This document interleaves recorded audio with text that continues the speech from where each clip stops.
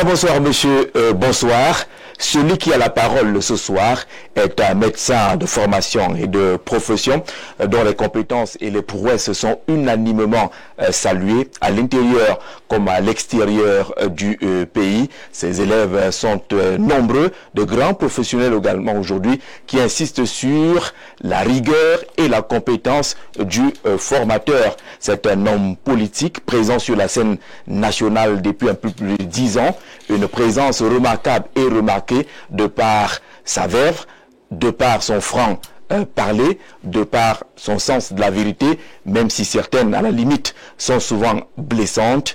Il est l'un des fondamentalistes les plus reconnus de l'Union des populations du Cameroun, l'UPC, qui célébrait encore hier ses 77 ans et qui tenait à Yaoundé un comité directeur. Le professeur Jean Baïbek a la parole ce soir et c'est notre invité. Professeur, bonsoir et bienvenue. Bonsoir Jean-Jacques, bonsoir à tous les compatriotes qui nous regardent par le monde. Alors, lorsqu'on préparait cette émission, on vous a annoncé comme candidat à l'élection présidentielle. On maintient cette présentation? Absolument, absolument, parce que ce qui s'est passé hier, c'est une petite magouille qui a échoué. Une petite magouille qui a échoué? Oui, une petite magouille qui a échoué. Elle a commencé par une fausse interdiction. C'est-à-dire que Bapor les portes demande au sous-préfet de nous interdire pour motif il y a risque de trouble à l'ordre public. Le sous-préfet signe l'interdiction parce que ça je l'ai eu au téléphone, il a confirmé. Je crois que c'est un fake et je lui ai écrit pour lui donner avec preuve que le monsieur là qui vous dénonce un risque de trouble à l'ordre public, au même moment, le même jour, il organise, lui, sur votre barbe et sur votre nez, à l'hôtel des députés, une fête pour fêter les 77 anniversaires de l'UPC. Je lui ai dit, vous m'avez conseillé d'aller voir le ministre. Moi, je ne veux pas aller là-bas dire ça au ministre. Mais trouvons un compromis. Vous m'envoyez la police pour m'encadrer et vous ne me dérangez pas. Parce que l'interprétation de ça peut être trop grave. Je ne veux pas aller là-bas. Il n'a pas répondu. Et j'ai considéré qu'il ne dit rien consent. Par conséquent, le lendemain, parce que là on a avant-hier, le lendemain, moi j'ai tenu le comité directeur. Il n'y a pas eu un seul gendarme là-bas. Un seul policier. Parce que moi j'ai envoyé un nouvel policier aux gendarmes. Que celui qui se pointe là-bas. Vous refusez d'être encadré? Non, ce n'est pas l'encadrement. Pour exécuter l'interdiction. Ah d'accord. Celui qui vient me faire exécuter l'interdiction. Donc, comité directeur que j'ai déclaré, avec mon nom, mon adresse et mon téléphone sur la déclaration. Si l'interdiction de déclaration ne m'est pas signifiée avec décharge, je vais briser sa carrière. La carrière du sous-préfet. Du gendarme. Qui serait venu pour exécuter l'interdiction. Parce que puisque moi je n'ai pas, l'interdiction n'a pas été notifiée. Personne ne m'a appelé pour décharger. Nous étions 4.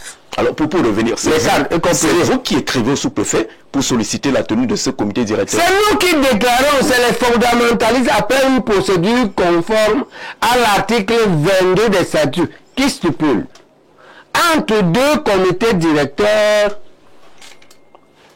entre deux congrès, c'est le comité directeur qui dirige. Pourquoi le génie de Ouma fait ça? Il savait que les hommes sont corruptibles. Il savait que les hommes peuvent être ambitieux ou en contradiction. Les bureaux peuvent se neutraliser. Et il a laissé derrière un comité directeur pour résoudre le problème. Comme maintenant on est dans cette situation, il y a 4 bureaux, 4 présidents, 4 secrétaires généraux. Les fondamentaux, on a dit, appliquons l'article 22, rentrons au comité directeur. En novembre, on a initié une pétition qui a été signée par tous les membres du comité directeur vivants et non déserteurs ou démissionnaires. On est descendu une deuxième fois, On a fait signer par les membres les bureaux de section. Prenez votre verre d'eau pour rappeler que c'est hier que se tenait ce comité directeur. Et en même temps, l'Union des populations du Cameroun célébrait ses 77 ans. On ne sait pas pourquoi il y a eu cette coïncidence-là, qu'une date aussi importante, qui est cette coïncidence avec la tenue d'un comité directeur. C'est classique à l'UPC de célébrer nos anniversaires, et nous en avons beaucoup. Comme le 13 septembre, Singam le 10 septembre, Mounier le 10 novembre, au Wandje le 15 janvier, au Sende le 15 mars. On en a beaucoup. Et on les célèbre, on profite pour faire les choses. On voulait profiter pour investir la candidature déclarée le 15 janvier par le bureau de Banenkop de Henriette Ekwe et François Féquois. Ils ont déclaré. Très bien, merci, félicitations.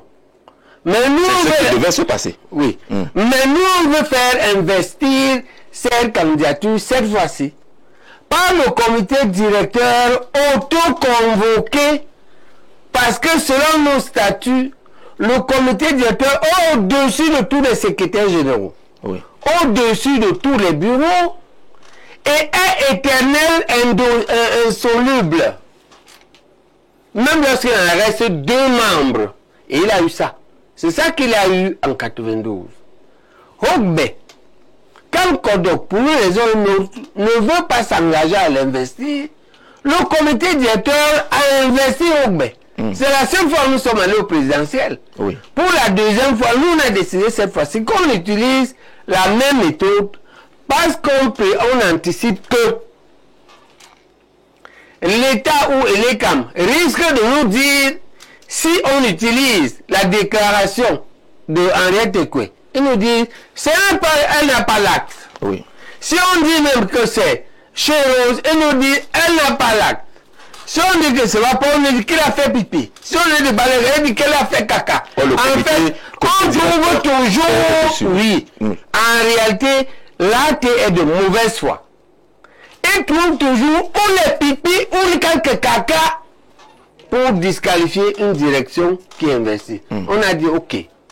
On va se battre avec le conseil électoral.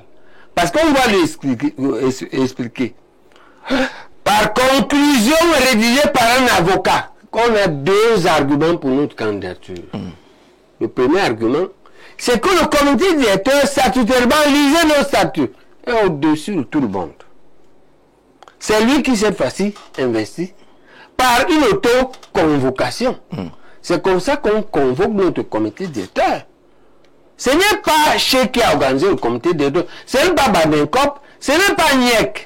Ce n'est pas un bureau. Parce que le communiqué qui ressort de ce comité directeur est signé par la présidente et par le secrétaire général Niek. C'est du bluff. Ils viennent à notre comité directeur déclaré par nous.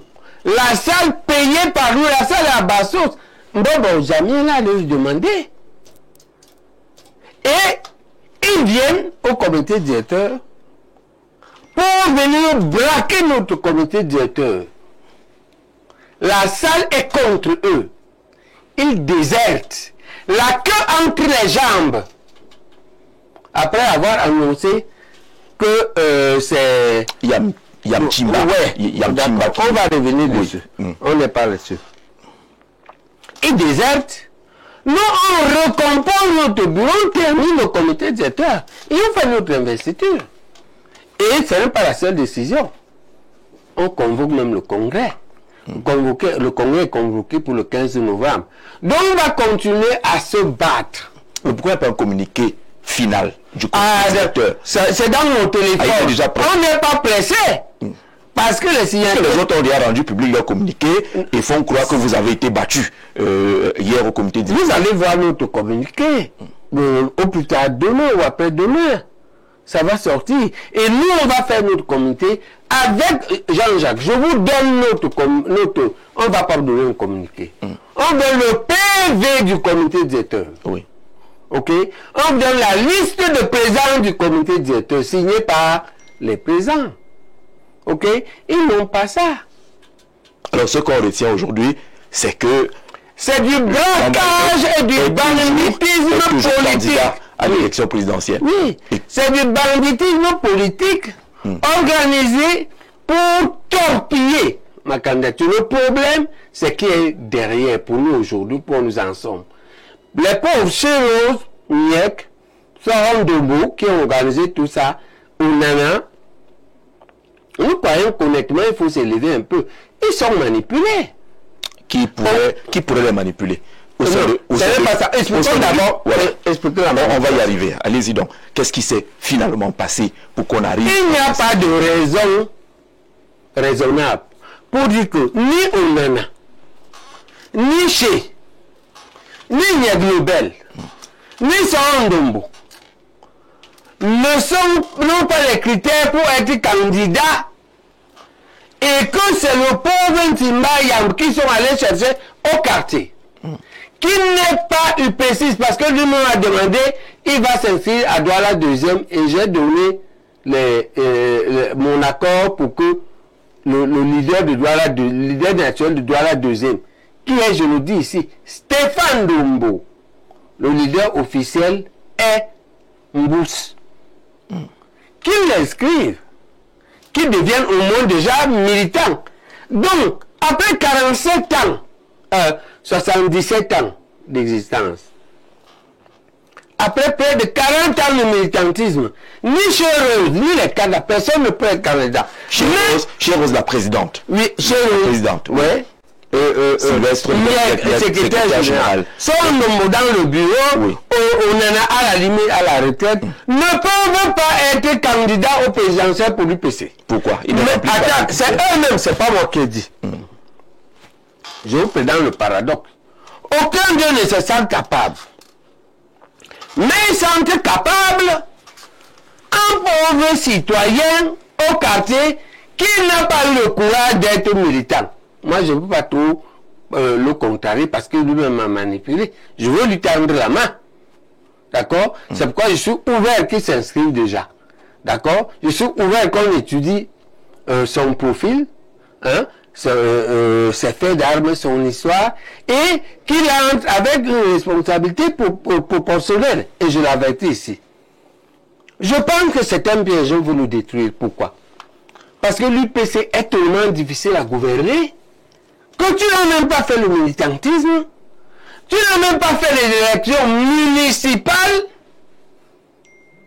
qu'on te propose pour la présidentielle. Voilà. C'est entré par c'est entré par le toit. C'est possible, on a vu ça. Entré par le toit. On a vu ça. Oui. Mais quand tu entres par là-bas, tu as des arguments. Je ne les ai pas vu présenter leurs arguments. Est-ce que Elon Musk fait ça aux États-Unis? Mais Elon Musk a du génie. Il lance les fusées. Il a une grosse fortune. D'accord? On comprend que le parti républicain va le chercher au quartier. Je ne dis pas que Yam ne vaut rien, il parle bien. Je parle même qu'il a un potentiel.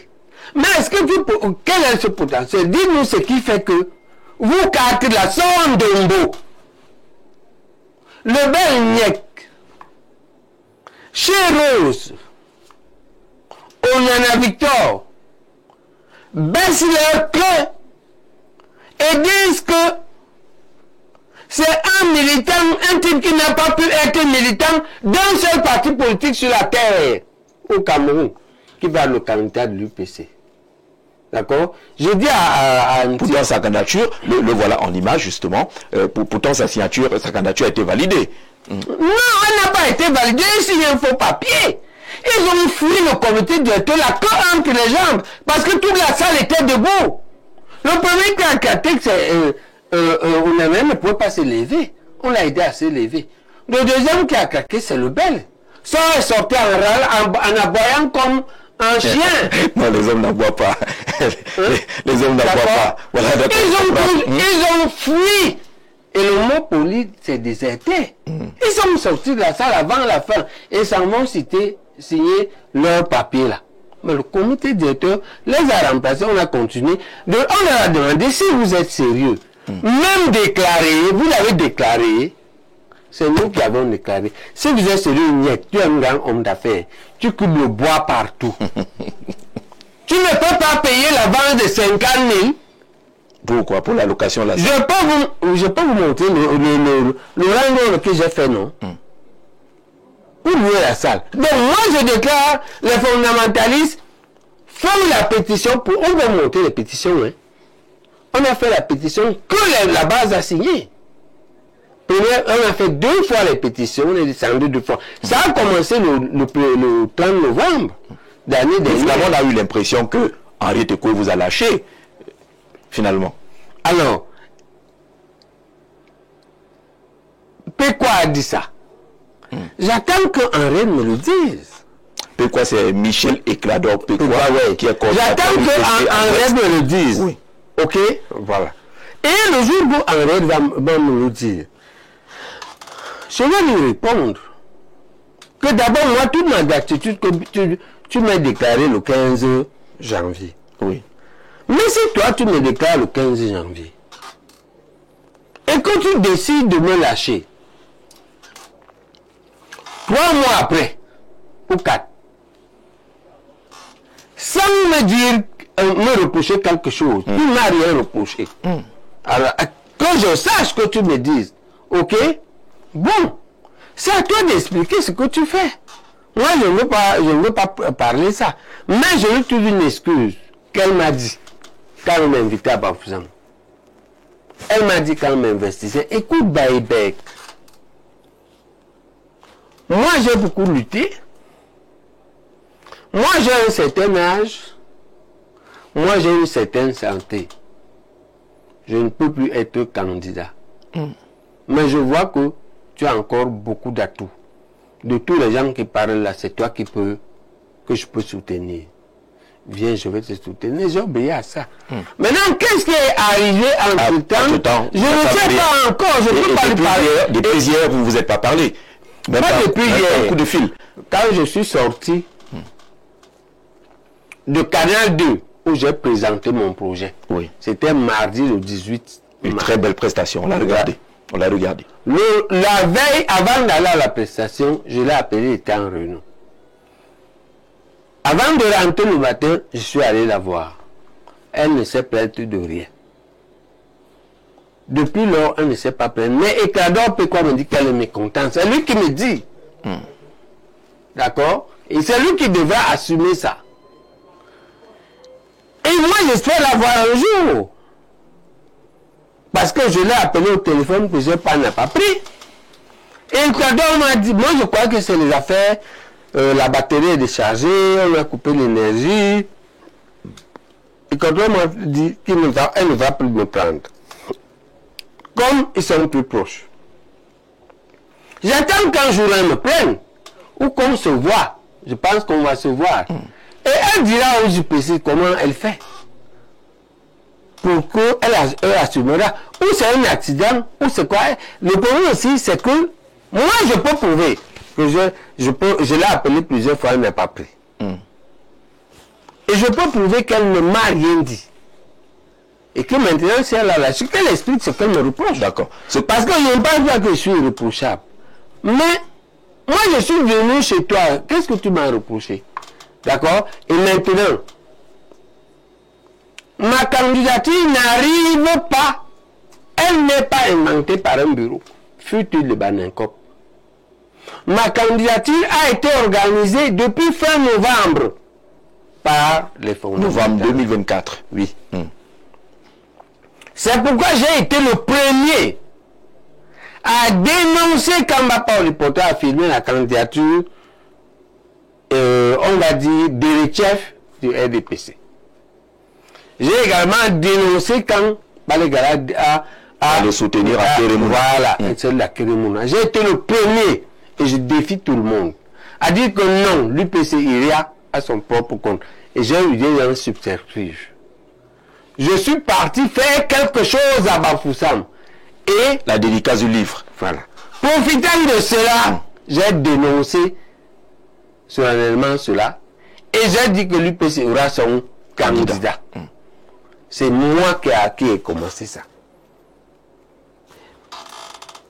Et les fondamentalistes, dont je suis un des leaders, ont décidé que nous allons le faire par l'instance suprême de l'UPC qui est le comité directeur. Oui. Et on va utiliser l'argument de l'article 22 qui dit que c'est lui qui dirige entre deux comités directeurs. Et on a supposé que tout le monde comprendrait que dans diriger, il y a s'auto-convoquer. Est-ce que Jean-Jacques me suit? Je vous suis très bien. Comme diriger à auto-convoquer, on auto-convoque. Et auto-convoquer, c'est par pétition. On a cherché les membres du comité directeur. Ils ont signé la pétition. Qui sont encore vivants et non désertants. Parce que beaucoup sont morts, certains sont morts, mais beaucoup sont allés dans d'autres partis. Et ils ont perdu la qualité. Voilà. Les membres du comité directeur. Ceux qui sont vivants et non désertants ont tous signé, Jean-Jacques. C'est sur cette base qu'on a déclaré au comité directeur le 18 mars à la sous-préfecture. Et le 13 février plutôt. Et le sous-préfet nous a déchargé ça le 18 mars. L'affaire du 15 février est simplement, si vous voulez, une opportunité. Comme et les fondamentaux, lorsqu'on a siégé, est-ce qu'on va on répond à l'appel de Henri Tekwe ou pas? Les fondamentalistes sont montés divisés. Il y en a qui ne voulaient pas que j'aille. Oui. Et il y en a qui étaient d'autres, mais personne n'était contre. Et je suis allé. Il y a des raisons internes qui ont fait que ils m'ont dit, va voir, mais ne t'engage pas. J'ai vu, mais je me suis engagé pour des raisons que je révélerai plus tard. Henri Tekwe a déclaré. Et à mon retour, les fondamentalistes ont dit, si Henri Tekwe va à Bafoussam déclarer sur la tombe de Ezra Wandé la candidature de l'UPC, c'est tellement beau que pourquoi nous refuserions? Ça même a quelque chose de sacré. Voilà. C'est un symbole fort. Voilà. Pourquoi nous refuserions? Ok, désormais on va cheminer avec Henri Tekwe. Voilà l'affaire. Ok. Mais ce que Éclador semble oublier, je ne sais pas si c'est exprès ou pas, c'est que le processus du 15 janvier vient trouver le processus des fondamentalistes qui lui a commencé en fin novembre. Est-ce que tu comprends? Et c'est lui qui a fini par le 10 avril. Ok? La déclaration du 15 janvier n'est pas une exclusivité. Elle a trouvé un processus mis en route. Dans le comité directeur du 10 avril, est un processus qui durait depuis 4 mois. D'accord. Avec les descentes sur le terrain. C'est donc là-dessus, vous l'avez dit, vous restez candidat à l'élection présidentielle. Le communiqué qui est signé de la présidence du secrétaire général n'a pas de valeur pour vous. Vous aurez deux trucs. Voilà. Vous aurez deux trucs. Vous aurez le PV, le procès verbal, qui a tout, qui est signé par les 4 membres du présidium, les 5 membres du présidium qui sont restés. D'accord. Ok, vous l'aurez. Et ce PV-là indique que c'est vous qui êtes le candidat investi. Très clairement. D'accord. Alors, ces événements se passent un 10 avril, une date très importante. Est-ce que vous, UPC, ça ne vous dérange pas qu'à une date aussi symbolique, qu'on lise encore et qu'on voit encore ces petits déchirements? Oui et non. Oui, parce que de toute façon, ça fait désordre. Non, parce que on est habitué à pire. C'est le système, mais qu'on n'a qu'un problème central. Comment cela? Parce que, d'abord, on a eu pire. Pire veut dire qu'on a tué les gens. Oui. On a tué Oumnon. On a tué Mounier. On a tué Kiné. On a tué Osende. On a tué Wandi, non? Voilà. Après les assassinats, ils sont passés à l'arrivée de la démocratie, à la faveur du mur de Berlin, aux perturbations internes. Ok? Et la plus grosse perturbation interne qu'on a vue ici, c'est qu'un ministre nomme, non? Il a nommé un secrétaire général. Oui, Jean-Jacques.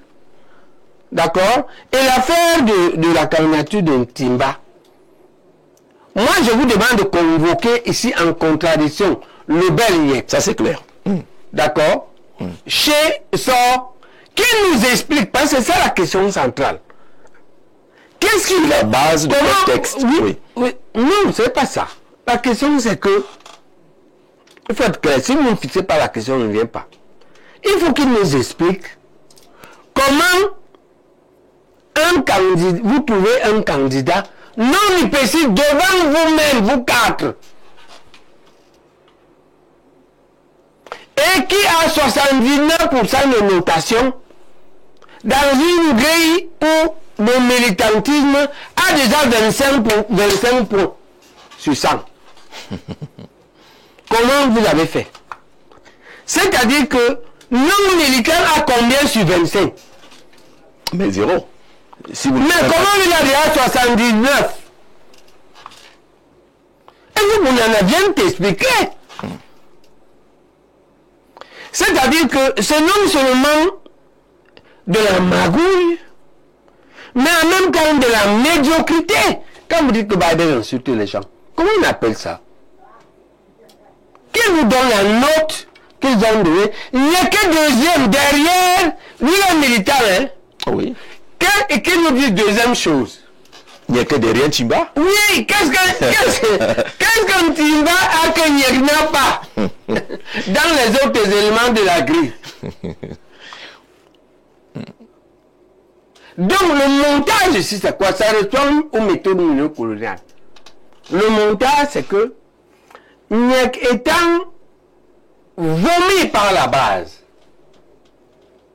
Je rappelle qu'il a été maire de la commune de Maka, oui, dans sa trajectoire. C'est son bilan qui le fait vomir. C'est son bilan. Il faut une commune où il n'est plus devant. Et décide d'aller prendre l'enfant d'autrui, celui qu'on met devant. En réalité, ils veulent nuire à la candidature de Henri Tukur du 15, d'accord, c'est-à-dire moi. Qu'est-ce qui dérange, selon vous, à l'analyse? Pourquoi est-ce que la candidature de Jean Beybec, je signale qu'à votre passage ici, on a reçu beaucoup de messages de soutien des Camerounais qui acceptent que vous vous engagez à cette course-là. Mais qu'est-ce qui peut déranger à l'intérieur? Ce qui dérange à l'intérieur, plusieurs hypothèses. Deux, le minage, premièrement. On est miné par des soi-disant hypothèses qui ne le sont véritablement pas. Il y a les manœuvres du parti État, mais pas tout le parti. On va dire les vicieux du parti État, qui financent pour que ma candidature ne prospère pas. Ils paient les gens pour que ma candidature ne prospère pas. Et on veut sacrifier un Timba, parce que voilà ce qui va arriver en Timba. Et Bakar Matonji, qui est un des UPCistes les plus crédibles aujourd'hui, qui est venu de Bakar, lui a dit, laisse cette affaire. Parce que si tu n'es pas très fort, moi j'imagine ce que l'autre voulait lui dire, tu ne vas pas tenir la bataille avec Beybec. Tu vas sortir pulvérisé si tu n'es pas très fort. Si tu es... Et tout le monde aura que des yeux pour pleurer parce qu'on va te dire, c'est toi qui es allé chercher. Ou tu as accepté. Si tu es très fort, tu vas bouger, Beybec n'est pas inarrêtable. Ah oui. Mais ta communauté va te reprocher que tu es allé bouger ce type sur quoi on comptait. Alors que toi, tu n'es pas capable d'aller parce qu'il n'aura pas l'énergie pour aller. Si tu as assez d'énergie pour me détruire, tu finis cette énergie-là, tu ne peux pas continuer. Si on fait match nul, la même communauté va lui reprocher que pourquoi tu es allé perturber ton grand frère. De le laisser être concentré face à la vraie bataille qui arrive. Oui, j'anticipe pour dire parce qu'on l'utilise. Pour lui dire que les gens qui ont été capables de faire la concurrence interne, Niek le Bel, Il a été incapable de gérer à la satisfaction du peuple. La mairie ne peut pas prétendre gérer le pays. Mais en même temps, il se met une obsession ou se fait utiliser par les vicieux du parti État pour le détruire et le pousse devant. Vous pensez qu'il y a des relations entre certains membres de l'UPC et certains du parti État, des relations un peu vicieuses? Il y a certainement des relations où la preuve Paul le dit. Ok? Voilà. Mais vicieuses, oui, puisque c'est ce que le montre. Je voudrais revenir à l'anniversaire de l'UPC et ce qui se dit, et que vous dites même ici sur ce plateau, qu'il y a des magouilles, il y a de l'argent, c'est-à-dire qu'il y a des gens qui peuvent sacrifier l'intérêt commun pour leurs intérêts personnels. C'est pratiquement à l'opposé de la pensée des pères fondateurs de l'UPC. Ça se fait le jour d'un anniversaire aussi important. Oui, quelle est la question maintenant? La question c'est, est-ce que vous n'êtes pas en train de vous montrer que vous ne méritez pas cet héritage-là? La première chose, c'est qu'il faut lire l'histoire, oui. Jean-Jacques. Ok? Que dit l'histoire? Ouais. Le parti qui a fait la révolution russe et qui a créé l'URSS, les bolcheviks, oui. Il naît des conflits et le parti se divise en 1905 à Bruxelles entre mencheviks et bolcheviks. Ok? Donc les divisions dans les partis nationalistes sont quelque chose de classique. Ce n'est pas... L'UPC n'invente pas.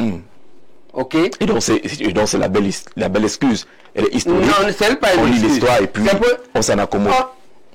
On peut être divisé. L'INC a été divisé 88 ans. Les Chinois pour appliquer Confucius, les Chinois ont dû attendre 400 ans. C'est pourquoi la lutte doit continuer malgré les difficultés. On peut arrêter ou substituer la lutte. Lorsque un autre parti politique arrive à faire l'équivalent ou à peu près l'équivalent. Mais est-ce que le parti État, qui a changé le nom 3 fois, UC, UNC, RDPC, regardez l'état du pays. On a plutôt regretté. Maintenant, il y a la guerre, non? Il y a les ordures partis, non? Les ordures, Jean-Jacques. Il y a les délaissages tous les jours, non? Il y a des quartiers entiers qui n'ont pas l'eau, non? Est-ce qu'on peut estimer que ce parti a échoué? On n'a pas d'alternative que de réveiller l'UPC. On a l'impression que le réveil ce n'est pas pour aujourd'hui, ce réveil-là. Oui, allez-y. On n'a pas d'alternative que de faire que l'UPC.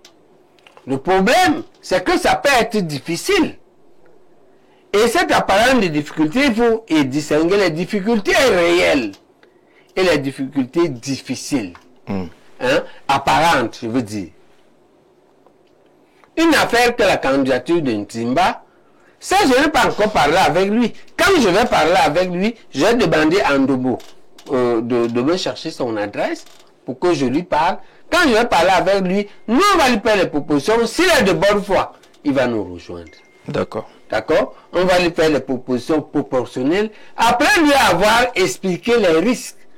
Le premier risque, c'est qu'il faut que tu gères l'intérêt de l'UPC. Est-ce que c'est à quel point les gens qui te poussent là sont diaboliques? Les cartes là. Et on va te montrer ce qu'ils font. Vous êtes dans une même famille, et dans cette famille, il y a des gens qui sont diaboliques. Mais ça existe dans la famille biologique, Jean-Jacques. La même maman accouche un bandit et un savant, non? Qu'est-ce qui t'étonne que la famille politique soit comme ça? Pourquoi tu mets le feu, lui dans le feu? C'est pas moi qui mets lui dans le feu. Voilà, je te dis donc ça. C'est quand même difficile lorsque vous devez mener des combats communs de marcher avec tel qui est diable, tel qui n'est... C'est quand même assez difficile. C'est fondamentalement ça dans la politique. Et la politique consiste à gouverner dans le même pays et donc dans le même parti des savants, des anges, des diables et des moins diables. Mais chacun a sa place avec les règles, les sanctions les distinctions et les encouragements. Sauf que ça dure quand même un peu. Non, ça n'a pas trop duré. C'est moins de 100 ans. Je t'ai dit que la Chine a fait 400 ans. C'est que vous exagérez pour l'UPC. Maintenant, regardons les résultats. L'UPC a les distinctions, d'accord. Votre parti était calme, d'accord. Mais vos résultats sont calmes.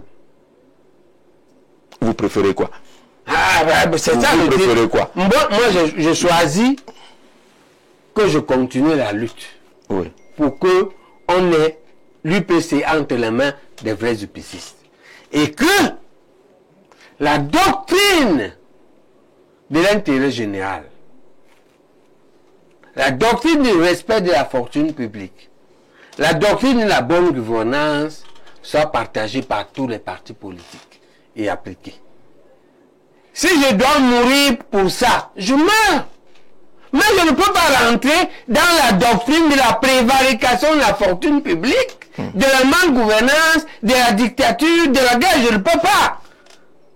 Mais quand on... Maintenant, si je n'y parviens pas, oui. Je transmets le flambeau de la lutte à la génération suivante. Quand ou même on restait, j'étais même né. Mais moi, je suis en train de défendre ces idéaux. Moi, je suis né 5 ans après après le décès. Hein? D'accord? Et la lutte nationaliste est comme ça. C'est-à-dire, chaque génération, François Fanon l'a bien dit, chaque génération a sa responsabilité.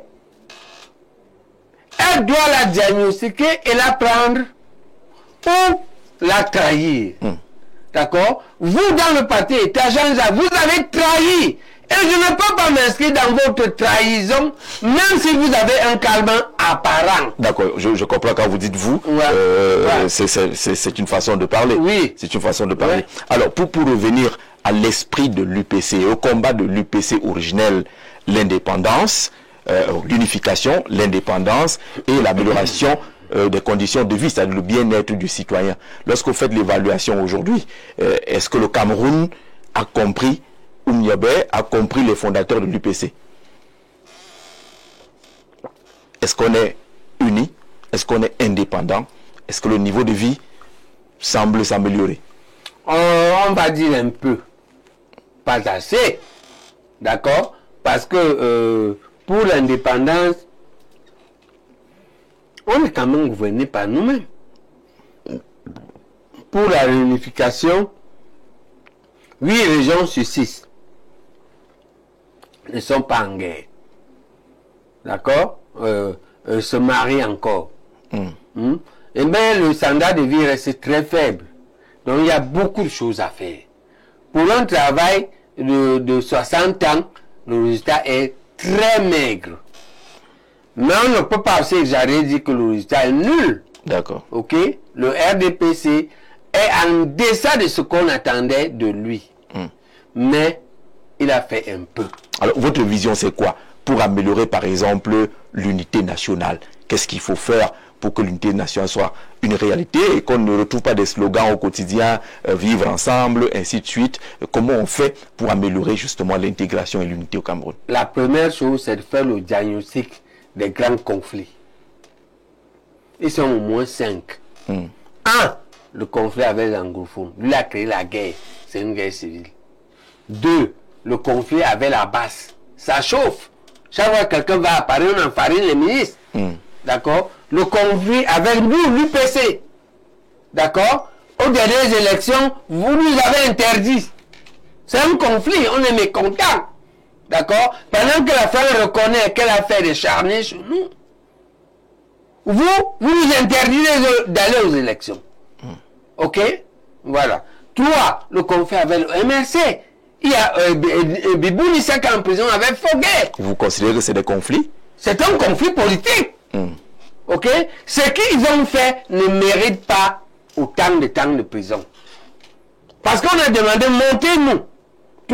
Trouble l'ordre public, un magasin cassé, une personne morte, il n'y a pas. D'accord? Pour si peu, vous détruisez la carrière d'un avocat, d'un professeur de médecine. Ok? 5. Le conflit avec le SDF qui a presque disparu. D'accord? 6. Le conflit du 6 avril. Je vais le dire. Non, ne beaucoup pas quand je dis ça. C'est pourquoi je dis vous. On va du SDF pour la suite. On dit le Nordiste le 6 avril. Les deux États. Il y a les gens, parmi les gens qui ont tué les gens le 6 avril, certains s'appelaient Zé. Ah oui, ils ont tué 1000 personnes. Certains s'appelaient oui, certains s'appelaient comme toi. Zé. Il y avait deux camps, les tueurs et les tués. Oui. Parmi les tueurs, il y avait les Zé. D'accord. Ils tuaient qui? Les Zé tuaient qui? Ils tuaient les Amadou. Les Amadou ne tuaient pas les Zé. Non. Non, vraiment. Parce que les Amadou sont dans la suspicion de coup d'État. Oui, justement. D'accord. Les Zé massacrent les Amadou. Je préfère qu'on n'utilise pas cela. Non, tu es partisan. Tu n'es pas objectif. Je préfère qu'on n'utilise pas cela, professeur. Voilà. Vous aspirez c'est pour t'accuser. Vous êtes président de cette République. C'est pour t'accuser. Vous êtes président de cette République. Ne laissez pas retenir qu'il y a un conflit entre les Zé et les Amadou, ainsi de suite. Vraiment, vous voulez être président d'une République unie, unifiée, là où l'intégration est une réalité, là où le vivre ensemble est une réalité. Je vous prie de ne pas aller à ce genre d'exemple qui peut être mal interprété. Mais pour revenir aux deux points que vous avez considérés comme le conflit, le SDF, quand je veux parler de cette affaire, oui, vous avez cité. Je vais revenir un point après l'autre pour qu'on se comprenne. Prenez la parole pour le 6 avril. Pour le 6 avril, allez-y. Ce que je voulais dire, c'est qu'on doit faire le diagnostic. OK? Et réparer ce qui est réparable. On peut issuer des larmes aux veuves et aux orphelins. D'accord? Et se réconcilier avec eux. D'accord? On n'a pas dit que, comme les Zé ont tué, le jour-là, on viendra te tuer. Mais je suis à mort. Si vous dites ça, c'est comment? Et je viendrai me cacher chez vous. Parce que moi, vous êtes Baïbek. On ne sait pas si vous avez tué ou pas. Je serai derrière vous. D'accord. Ça veut dire que dans cette affaire, vous intégrez, par exemple, la patinage de la palabre. Oui.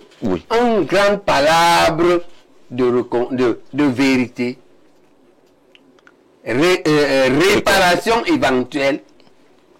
Réconciliation nationale à plusieurs échelons, échelon communal, échelon départemental, échelon régional, échelon national, sur un programme de 3 mois. C'est dans un de nos objectifs. Vous serez parti au grand dialogue national que ces propositions auraient été très intéressantes. Le grand dialogue national, nous sommes un des rares groupes qui a fait une proposition écrite.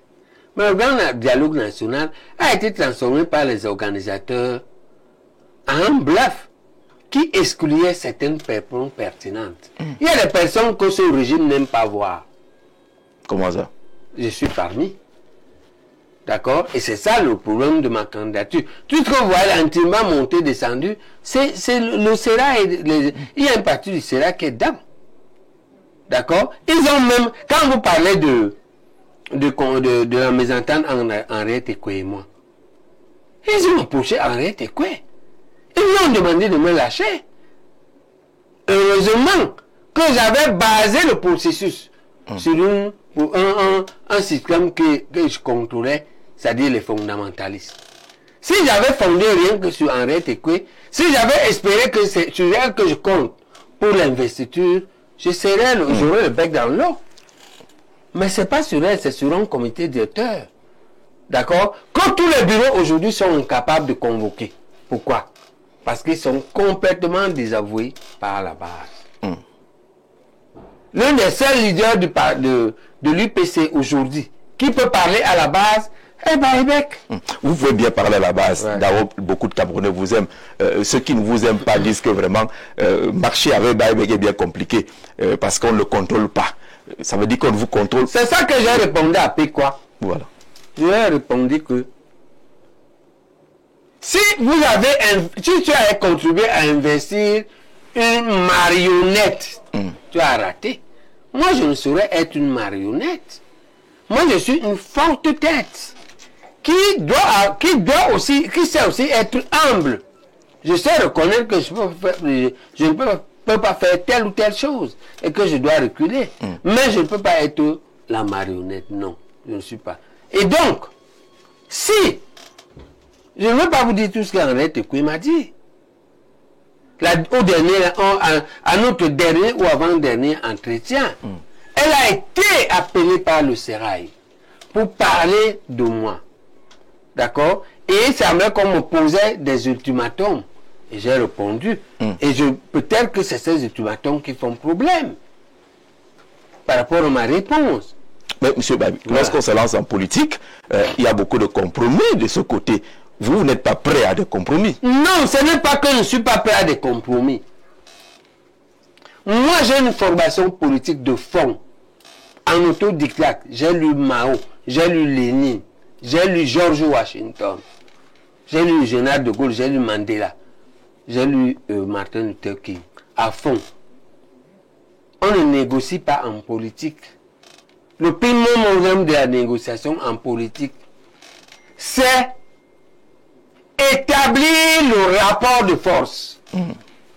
D'accord? J'attends d'établir le rapport de force. Quand on va en politique, je vais avec ma force, je vous la démontre. Je ne suis pas à cette étape-là. Et j'ai fixé la date. Je ne négocie rien avant le début de la campagne. Ça veut dire qu'il est possible que vous négociez. Oui, mais pas avant le début de la campagne. Que vous souteniez un autre candidat. Le parcours aujourd'hui où nous en sommes, il y a 5 étapes cruciaux. L'avant-campagne, on est là. C'est-à-dire l'avant convocation du corps électoral. Oui. Entre la convocation du corps électoral, le dépôt des candidatures. 3, le contentieux électoral. 4, la pré-campagne. 5, la campagne. 6, les élections elles-mêmes. 7, le contentieux post-électoral. Il y a 7 étapes. On n'a même pas commencé, je négocie comment une série différente ne va pas au report. Laissez-moi démontrer ma force. Et dans la force, il y a plusieurs composantes. Ok? Il y a la composante cognitive. Que je défende la force de ma pensée politique, de ma vision. Et de l'UPC que je défends. Et puis il y aura la démonstration de force médiatique. La force politique aussi, le terrain.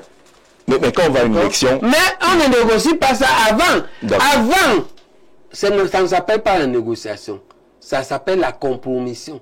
Ça s'appelle la corruption. Ok? Vous voulez dire que ceux qui se sont engagés là, Bapolipo avec le RDPC, Baligenkot avec Akere Mouna... C'est même pire. Là-bas, c'est pire. C'est pire avec Akere Mouna. C'est pire que la corruption. Vous savez ce que c'est? C'est quoi? C'est de la prostitution politique. C'est une autre étape là. C'est un défaut pire. On n'a même pas commencé. Toi, tu as déjà ouvert les fesses. Ah, dis donc. Je vois un peu pourquoi parler de processus. Peut-être qu'il vaut mieux déjà. Tu ne sais pas encore ce que tu vaux. Il faut être fixé quand même. Oui, vous allez faire le sondage, non, Jean-Jacques? Et vous allez dire que tel candidat vaut ceci, tel candidat vaut ceci. Une fois on a traversé au moins la deuxième phase, c'est-à-dire le contentieux pré-électoral. D'accord? Parce qu'il y aura un contentieux. L'électeur va refuser certains dossiers, non? Oui. Et on va faire des procès, non? Ça va chauffer. D'accord? Ça peut faire exploser le pays, ça. C'est un risque.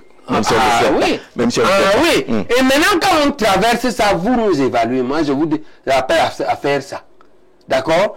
Qui les Camerounais portent dans leur cœur et à quel pourcentage?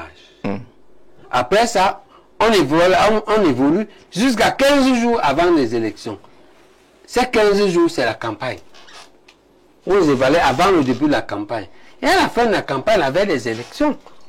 D'accord? Parce qu'on peut donner des consignes.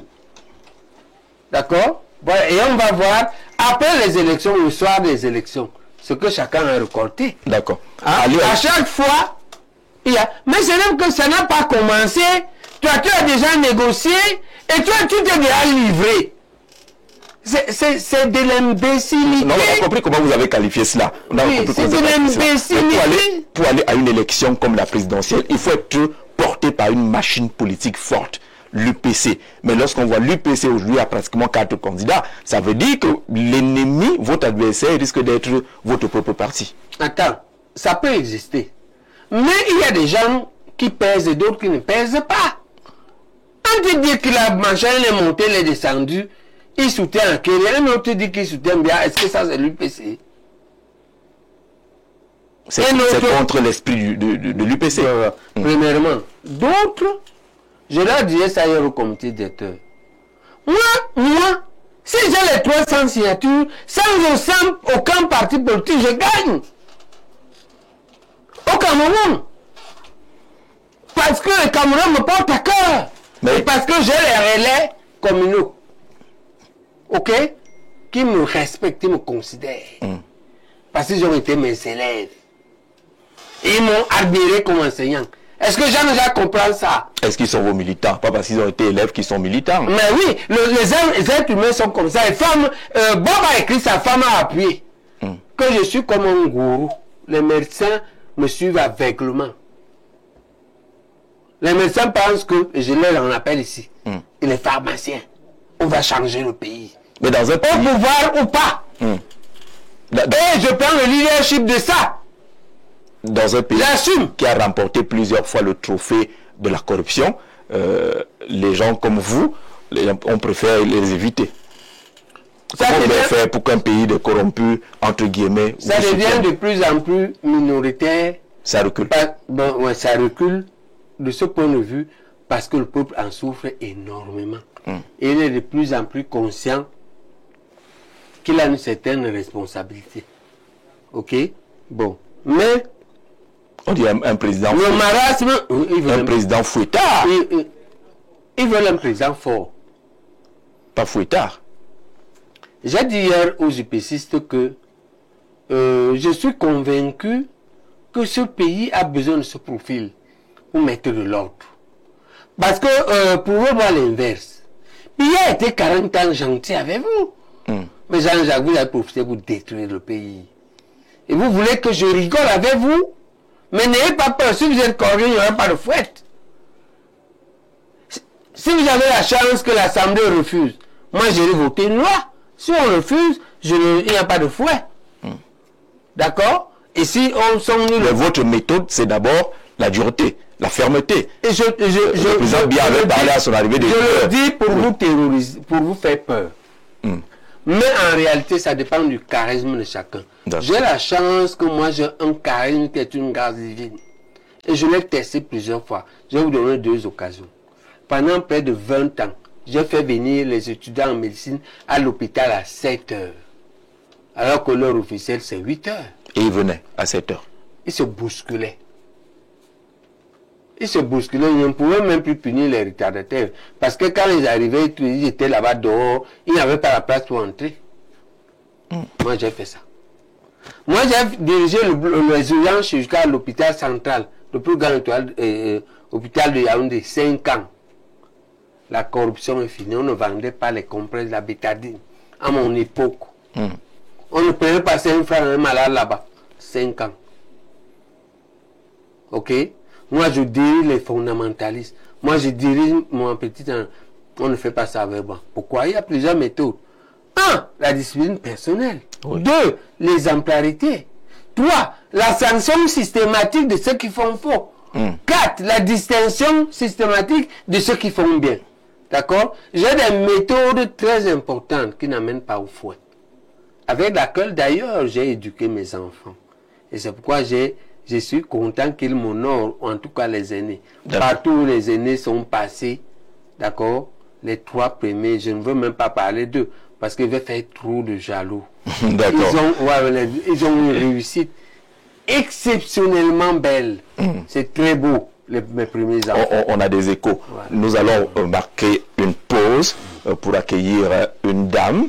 Elle va venir nous retrouver ici. Ah, ça, je ne savais pas. Il y a une dame qui vient nous retrouver. Elle a été en contact, elle est en contact avec les internautes. Depuis qu'on a annoncé votre présence sur ce plateau, elle a enregistré quelques questions avec sa voix et sa méthode, avec sa douceur. Une deuxième bouteille d'eau. Avec sa douceur. Et pendant qu'on prend également une seconde bouteille d'eau, on fait tourner la boucle et puis Nadège s'installe.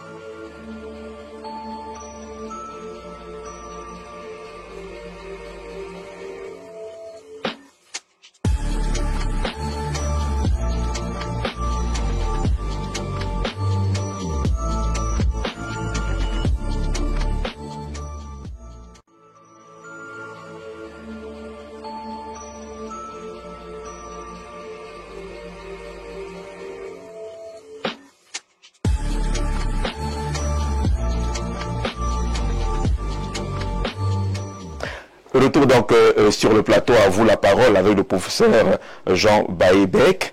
Nadège, bonsoir et bienvenue. Bonsoir Jean-Jacques et merci pour l'accueil. Le professeur est notre invité ce soir. Vous allez parcourir ce que les internautes ont posé comme question. Vous m'avez trouvé tout sourire parce que je lisais un des messages qui circulent sur les réseaux sociaux. Professeur, on dit, demandez à M. Baïbek que quand il sera président, qu'il prenne Elimbi Lobé comme premier ministre.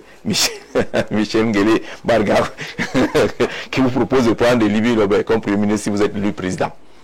Non, il faut dire qu'un premier ministre ne se désigne pas comme ça. Un premier ministre se désigne sur un certain nombre de critères. D'accord? Et pour l'instant, on n'en est pas là. Mais s'il devait le faire demain, il n'a plus pas ces critères. Aujourd'hui, s'il doit faire un mouvement, je le fais avec mes partisans.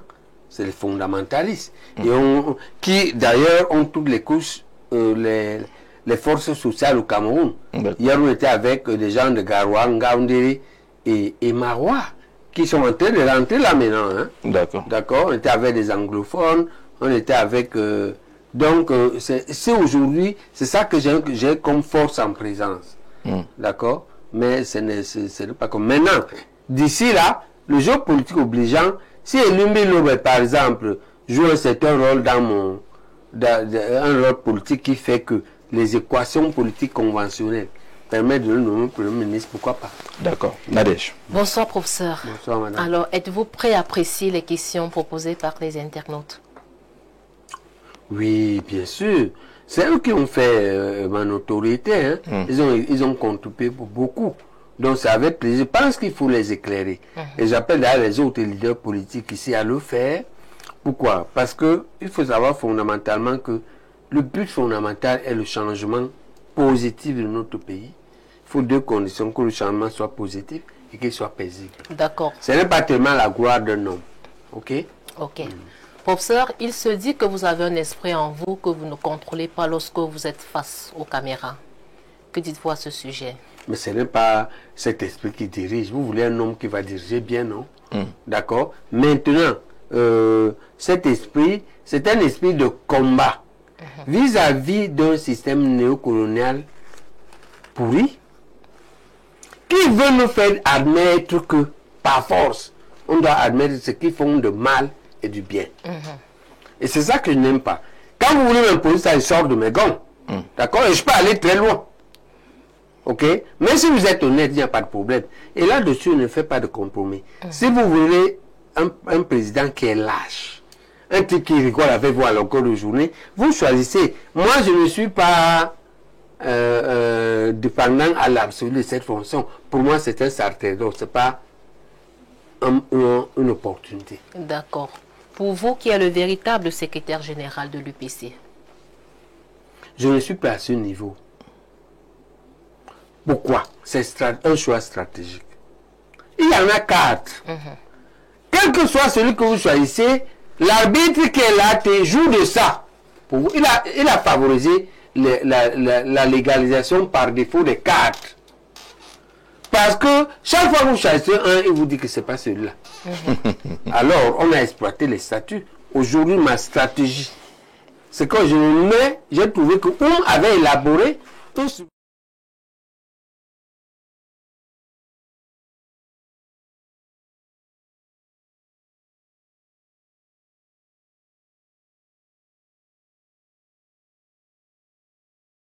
Depuis plusieurs années, des conflits internes. Qu'avez-vous déjà fait pour régler ce problème? J'ai rencontré personnellement tous ces gens. Mais il y a des gens avec qui tu ne peux rien obtenir. Pourquoi? Parce que fondamentalement, il a quitté l'objet fondamental de l'UPC. La lutte pour l'acquisition de pouvoir comme moyen d'amélioration du standard de vie. Ils sont tous inscrits dans la lutte, non pas pour l'acquisition du pouvoir, parce qu'ils la trouvent longue et inefficace ou impossible. Ils décident donc qu'ils vont même s'accrocher sur le système néocolonial et avoir des miettes. Qu'est-ce que vous pouvez obtenir d'un seul type? Tu ne peux rien obtenir. Le but donc aujourd'hui, c'est de renforcer la fraction ou la tendance des fondamentalistes, dont je suis à peu près le porte-parole. Dans cet objectif de continuer la lutte politique pour arriver au pouvoir et changer paisiblement notre vie, avec la possibilité de composer avec une bonne foi, notre bonne foi, que l'on trouve sur notre chemin. Mais il faut les laisser là où ils sont. Nous, on ne fait pas le strapontidisme.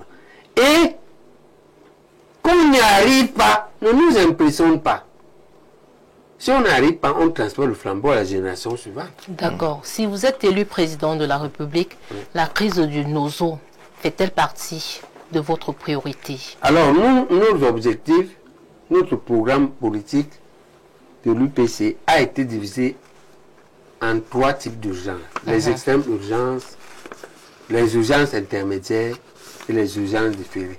Dans les urgences, les extrêmes urgences, la première extrême urgence est la paix dans le Nozo. Elle comporte à l'intérieur la libération conditionnelle des leaders. On peut les mettre en liberté, surveillés à Bastos, avec les policiers. Ici, le président avait donné une voiture, un chauffeur civil, mais en réalité un anti-gang. Ah oui, non? Qui était chargé sur oui. On connaît ces méthodes-là. Négocier avec eux. Resocialiser les veuves. Des deux côtés, il faut les resocialiser. C'est-à-dire les petits crédits, les petites activités. Les femmes ont ceci, celle-ci c'est coiffeur, l'autre elle vend les oignons, l'autre vend le macabre. Ils ont toujours quelque chose à faire. Il faut les recapitaliser de façon rationnelle, les reformer pour faire quelque chose, une activité rentable qui permet de vivre. Il faut rescolariser les orphelins, et il faut soigner les blessés. C'est 5. Maintenant, le 6e, c'est reconstruire avec eux. Les leaders libérés et en discussion ont rétabli donc la paix. Et on reconstruit le monde. Ça fait 7. Que pensez-vous du MLC et de son président national? Oh, écoute, maintenant, moi, j'ai beaucoup dit du bien du président du MLC. Mais ça, j'étais un citoyen qui parlait d'un autre citoyen dont il admirait le profil et dénonçait les abus contre lui. Ok? Aujourd'hui, il est candidat, je suis candidat. Je suis mal à l'aise. Nous, en science, on appelle ça le conflit d'intérêts. Je n'ai pas le droit de me prononcer sur lui. Je n'ai pas le droit. D'accord. Et comment comptez-vous gérer le tribalisme au Cameroun? Le tribalisme fait partie de nos extrêmes urgences les 3 premiers mois. Comment on va l'aborder? On va l'aborder par une politique. Il faut élaborer une politique. Je veux dire les points clés de cette politique. Les points clés de cette politique, c'est première chose. Il faut construire une langue nationale sur la base des langues qui ont été écrites et qui ont déjà traduit la Bible ou le Coran. Si on les met ensemble, on construit une langue nationale camerounaise. Parce que c'est ainsi que fut construit le français par l'Académie française. Le français n'est pas une langue naturelle. Ce qui est une langue naturelle, c'est le corse, le breton, le réanais, ainsi de suite, le franc. Mais le français a été construit. C'est pourquoi c'est difficile d'accorder les participes passés, non? C'est une construction. Et pour ça, on construit une langue nationale. Les traiteurs ont conclu un menu national, non? Quand tu as l'affaire de Hilton, tu vois le Mongo, tu vois le Condré, tu as le soya, non? On construit un menu national, on construit un habillement national. Quand le Cameroun va défiler aux Jeux Olympiques, ça avait le ndob, non? Ça avait le ndob. On est d'accord, on peut construire les vêtements, on construit les traditions nationales, mais on dit qu'on accepte les langues et les cultures nationales en tout ce qu'ils ont de positif. Et on organise les primes. Nous, on va primer les mariages interrégionaux. Tu es Bassa, tu vas épouser, on te prime, on t'encourage, on prime votre mariage. D'accord? On va primer le multilinguisme. D'accord? Il y a les diplômes de langue. Si tu as le BPC en anglais, on te donne aussi le BPC en Iwondo et en Bassa, on te prime au nombre de langues. à vous écouter. Et on va arriver aux fonctionnaires. Il y a des postes que tu ne dois pas occuper si tu ne parles pas 10 langues. Bon. Alors, D'accord. Tu veux être gouverneur, par exemple. Oui, tu dois parler bien les langues. D'accord. C'est important. Donc, on va construire ça pour construire un esprit camerounais. Et préparer à construire un esprit africain. Parce que quand on va prendre la même chose, on refait ce modèle-là avec le Swahili, le Zulu, le Bas-Congo, ok, le Hausa, le Yoruba, le Wolof et le Bambara. À vous écouter, ça veut dire que les instruments tels que la Commission nationale pour la promotion du bilinguisme et du multiculturalisme ne portent pas des fruits. Pauvre, j'ai pitié du président Biya. C'est ça que Biya veut faire dans ces institutions-là. C'est comme l'institution, la femme et la famille, ministre de la femme et la famille. Il veut régler les problèmes familiaux où on dit qu'on a vendu quelqu'un. Celui qui a réussi dans la famille, toute la famille se braque contre lui, dit qu'il vend les gens. Mais il attend souvent que son parti ou ses ministres mettent le contenu. Comme Senghor avait fait pour le libéralisme communautaire. Ils sont incapables de mettre parce que leur tête est ailleurs, la prévarication. Donc cette commission-là, ça ne sert à rien. Ce n'est pas. C'est vide. Il faut nous, on va leur donner le contenu. D'accord. D'accord. Nous, on ne va pas le faire payer à zéro. D'accord. Parce que le Cameroun a au moins l'avantage que parmi les fonctionnaires, les cadres, catégorie A, 80% sont bons, ils ont été bien recrutés sur le concours. 20% ont fait la bagarre, mais ça ne dépasse pas 20%. D'accord. Les 80% celui-là, on va les utiliser. Avec presque les mêmes institutions, mais auxquelles on met le contenu. Professeur, pour sortir, vous êtes candidat déclaré. Que pensez-vous de la diaspora et de la double identité? Je suis investi par le comité directeur. Oui, la question sur la diaspora. Comment gérer l'identité? Il faut une politique de la diaspora. Elle est dans notre politique. Je crois qu'elle n'est pas dans les systèmes urgents. C'est la double nationalité. Il faut la leur donner. Ou bien la multinationalité, il faut la leur donner. Et il faut organiser un système de tourisme qui les accueille. Toutes à l'aéroport, ils doivent avoir leur couloir. Avec leurs épouses, blanches ou pas, étrangères ou pas.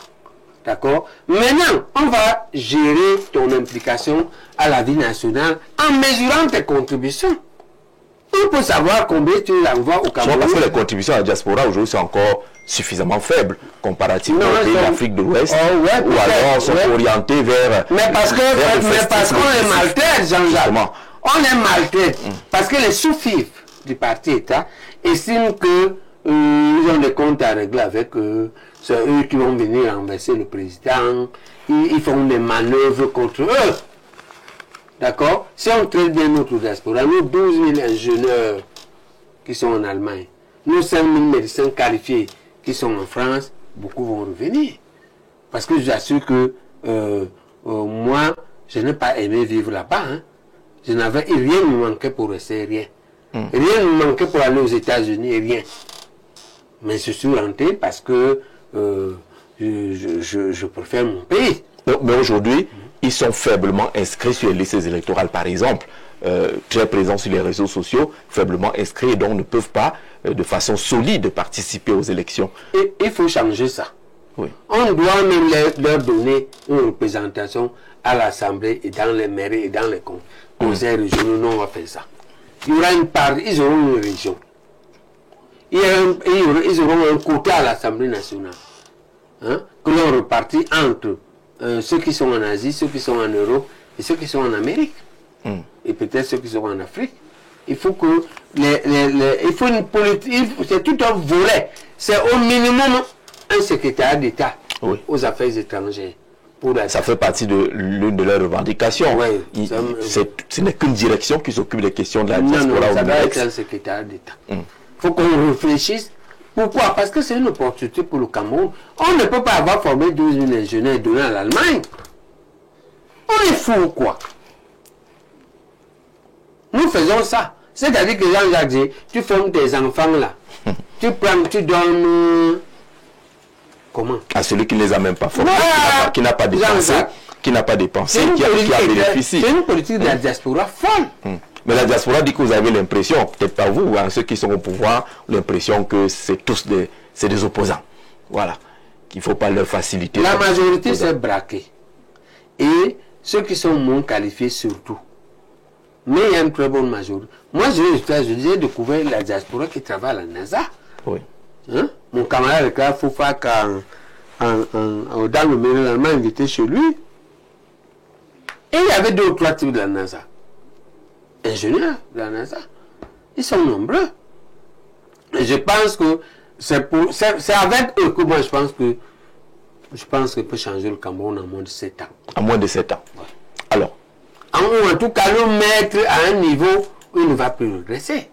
Ils sont trop nombreux. 12 000 ingénieurs qui réussissent à travailler en Allemagne dans des multinationales. Non. Est-ce qu'en Allemagne est un pays où tu travailles si tu es brouillon? Pas du tout. C'est quand même l'une des cultures les plus dures de la terre, la culture allemande, où on travaille, les Allemands ne font que ça, travailler. Quand tu es Camerounais et que tu prospères là-bas, dans l'industrie, et que tu as le de responsabilité, tu es bon. Je ne sais pas si on va les faire revenir tous, mais on peut faire revenir le monde parti et profiter même d'un apport intermittent de l'autre partie qui ne veut pas revenir. D'accord. Permettez qu'on vous pose la question, puisque Nadège a également lu sur les réseaux sociaux cet intérêt que les Camerounais ont relativement à la dernière sortie des évêques du Cameroun qui ont publié pratiquement les 10 qualités pour prétendre gérer le Cameroun. Vous avez lu ce document, il est pertinent, il vous intéresse? Non, il est très pertinent. Il est très pertinent. Le parti et toi doivent comprendre que depuis le jour où ils n'ont pas clarifié la mort d'un évêque qu'on a jeté sauvagement dans la Sanaga, l'église ne peut plus être avec eux. Bon, c'est un bala. Oui. Donc, ce qui se passe là, il y a eu une sortie en décembre, il y a eu une sortie à Boya, il y a une autre sortie le 28. Mais l'église est mécontente de qu'on n'a pas clarifié. Et dit que si vous n'avez, il pense que vous n'avez pas clarifié, il vous dit que si vous n'avez pas clarifié, vous êtes complice. Mais elle nous dit autrement. Et elle donne maintenant les caractéristiques, on va dire, les qualités des futurs présidents, mais en garde tout le monde. Elle dit que si tu veux être président, il faut que tu sois intègre, hein? Il faut que tu sois discipliné, il faut que tu gères bien l'économie, il faut que tu gères bien la politique, il faut que tu gères bien la société, il faut que tu luttes contre la corruption. Elle met en garde tout le monde. C'est son rôle, c'est de sa responsabilité. Oui, l'Église ne peut pas s'occuper de l'esprit. L'homme, c'est le corps et l'esprit. Oh. Et si nous souffrons, l'Église ne peut pas continuer à ne pas s'occuper de ce que nous souffrons. Parce que si nous sortons avec les ordures qui sont devant notre porte, si on n'a pas l'électricité pour regarder la messe à la télé, l'Église ne peut pas se taire. L'Église joue son rôle.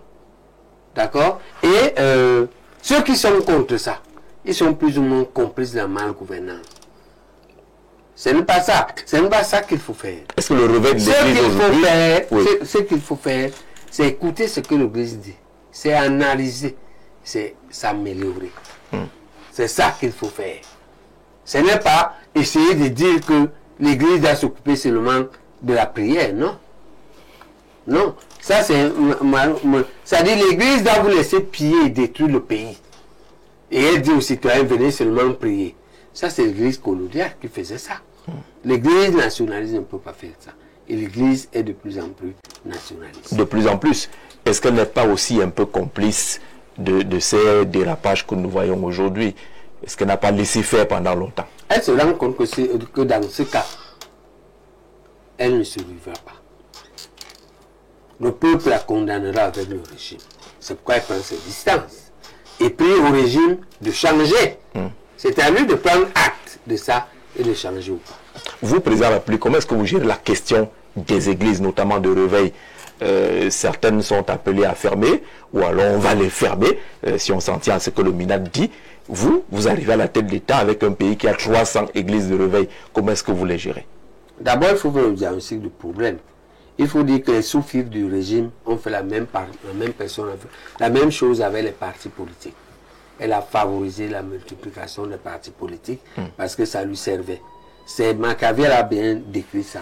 C'est diviser pour mieux régner. Il y a une sorte d'effet boomerang aujourd'hui. Voilà. Ils ont laissé hier, ça commence à se retourner contre ceux qui ont laissé hier. Mais finalement, vous faites le diagnostic. Après le diagnostic. Après le diagnostic, nous, on va étudier le problème.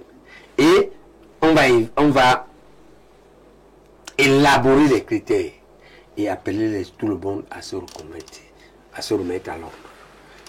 Il y a au moins trois exemples pour lesquels les sous-fifres du système ont fait ça. Chez vous, le journaliste, tout le monde est journaliste. C'est pourquoi la presse est dans cet état. N'importe quel... Un type qui ne connaît même pas le droit, rien. Les journalistes. Il est journaliste. Il ne sait même pas écrire. Il ne peut pas réfléchir. On dit qu'il est journaliste. Hein? Il a pourri le journalisme avec une multiplication exponentielle des médias, mais qui en réalité sont nuls. En dehors des gars de ton niveau ici aujourd'hui au Cameroun, moi je n'en connais pas 10 dans les télés. Si je compte toi, je compte Rodrigue, je compte Fungwa, bon, peut-être Bouba, peut-être Boni, il y a combien? Tous les autres là, c'est les journalistes ça.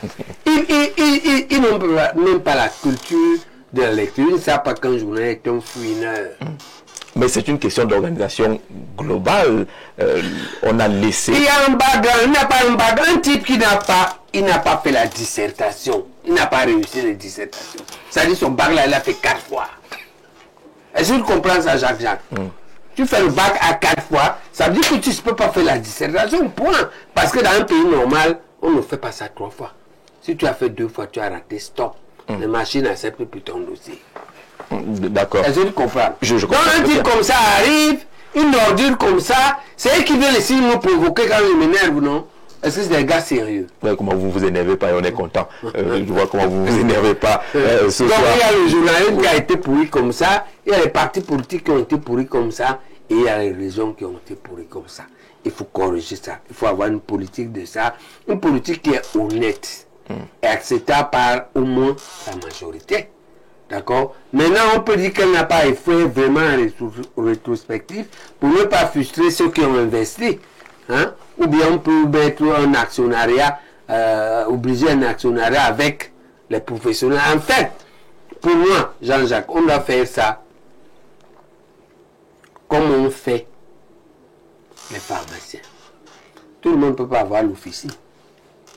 Est-ce que s'il y a l'argent au toit, on peut ouvrir une officine?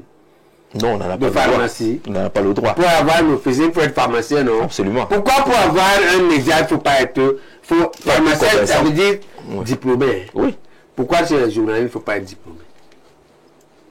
On dit pour ouvrir un métier, c'est une entreprise. Donc la pharmacie n'est pas une entreprise. Tous ceux qui ont l'argent peuvent...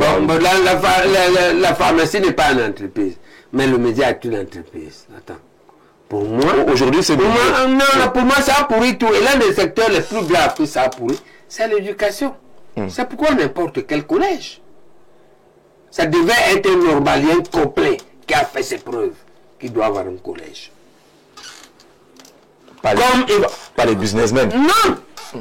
Ils peuvent être actionnaires. Mais l'actionnariat majoritaire, ça doit être là. Et l'État doit avoir un système de banque qui reconnaît ces gens-là, qui leur montre comment on gère, qui finance et récupère.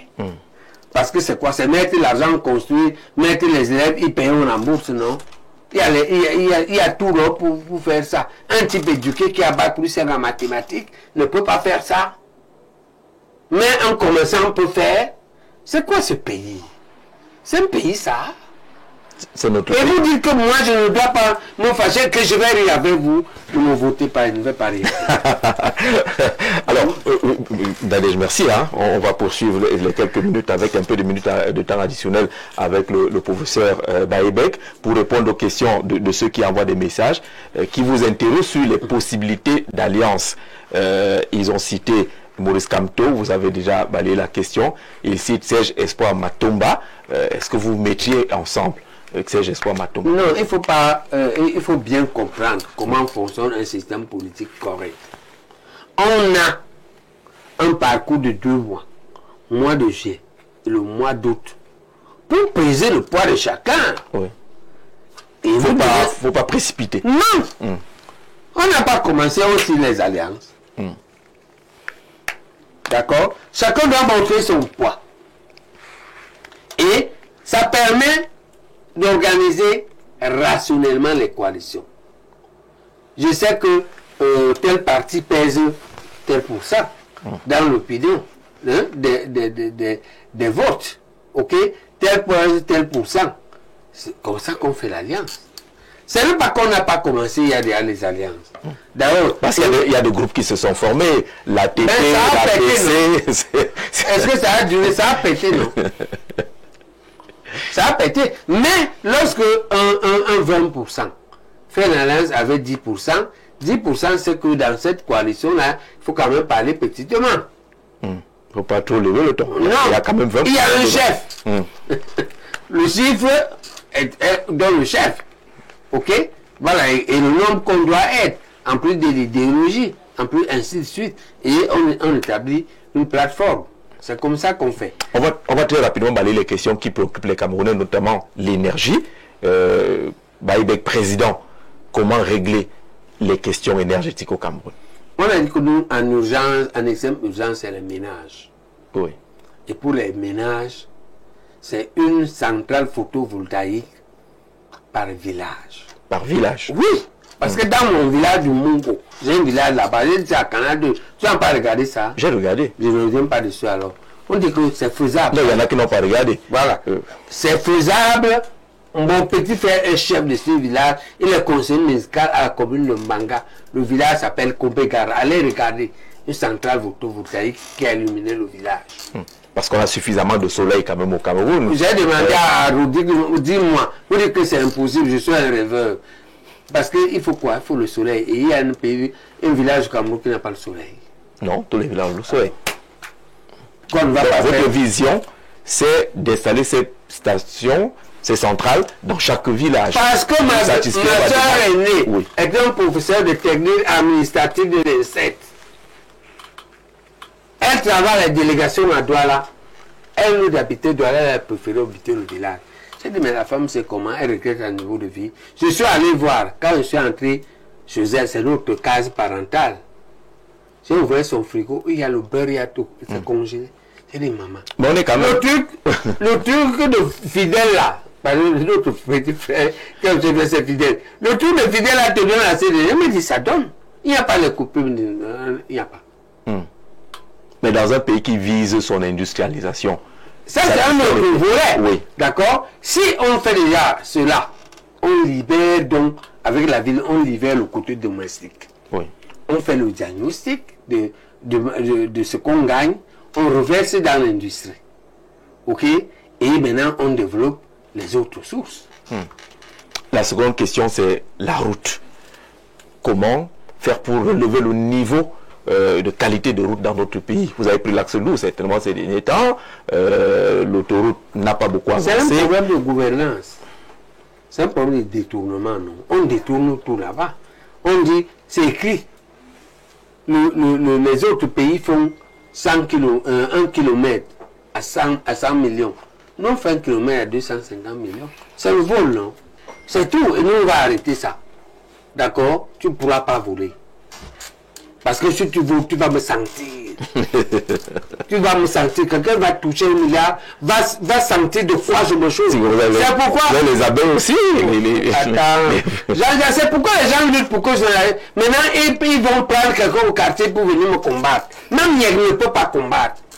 Chien ne peut pas combattre. On ne peut pas combattre. Sans jeune qui ne peut pas. Ils vont chercher quelqu'un au quartier. Est-ce que tu vois le niveau de lutte? J'en appelle ici au Camerounais. D'accord? Et j'en appelle au président. Voilà ce qui est en train de s'organiser. Arrêter ma candidature. C'est un énorme complot. Parce qu'il la redoute. Parce que c'est elle qui va mettre de l'ordre. Je vais mettre de l'ordre. D'accord. L'agriculture. Quel plan pour développer l'agriculture annoncé comme de seconde génération? Vous savez comme... Tu sais ce qu'il faut. Ce qu'il faut pour créer une société comme la CDC, qui occupe 47 000 hectares, j'ai lu. Tu sais ce qu'il faut? Il faut de l'argent pour construire les logements des ouvriers, pour construire les bureaux et pour acheter les machines qui vont travailler, le travail dur, tout cela, ça peut 10 milliards. Ok? Avec 100 milliards, on a une CDC par région. 100. Et tu sais combien on a mis pour l'investissement cette année? 1850 milliards. Dans le budget. Qu'est-ce qui nous empêche d'avoir une CDC à Marois qui a pour obligation de cultiver le mil et le riz à Maga? Qu'est-ce qui nous empêche d'avoir une CDC à Bafoussam, qui là dans la région de l'Ouest, qui cultive le haricot, les pommes de terre dans ce jardin? Parce que la CDC actuelle, elle fait que le palmier à huile, les réas et la banane, et un peu le thé, d'accord? Pourquoi on ne multiplie pas les produits? Pourquoi ce que la CDC, les Allemands ont fait ça? C'est-à-dire, ça a été fait, les Allemands partent du Cameroun en 1916. Où est pour nous depuis 1916? Qu'est-ce qui nous empêche? C'est ça votre plan global. Maintenant, le petit agriculteur, lui, fait comment? Alors, ça n'empêche pas d'avoir le petit agriculteur. On peut former les bourgeois agricoles. D'accord? On peut former, c'est-à-dire qu'on peut le mettre en coopérative. Mais on dit pour résoudre le problème d'import-substitution, on ne doit pas importer le riz. Comme me disait un colonel qui fait le riz, la retraitée, qui m'a dit, à un moment donné... Oui, voilà Madame Béolé. Oui. D'accord? Qui fait le riz. Elle m'a dit, mais cette affaire est pousse comme le Sissongo. J'ai eu la chance de visiter une de ces plantations, oui. D'accord? Ça pousse comme le Sissongo. On peut mettre ça partout. Pourquoi on importe du riz? Donc il faut une politique agricole agressive. Premièrement, pour nourrir le peuple, et ça limite les souffrances. D'accord? Amener que quand une femme sort, que les gens sachent qu'une famille peut manger décemment avec 1000 francs par jour. Et que le salaire minimum là, quand on nomme ça, et que sa femme se débrouille bien, et qu'ils ont au total 90 000, ils peuvent tenir la vie. On dit que votre salaire minimum se situe à combien, le SMIC, si vous êtes président? On garde celui-ci. Mais on donne, en même temps, aux femmes, on les finance. Avec la banque des PME qu'on va ramener au minimum niveau des communes. Et toute femme doit avoir un compte là-bas.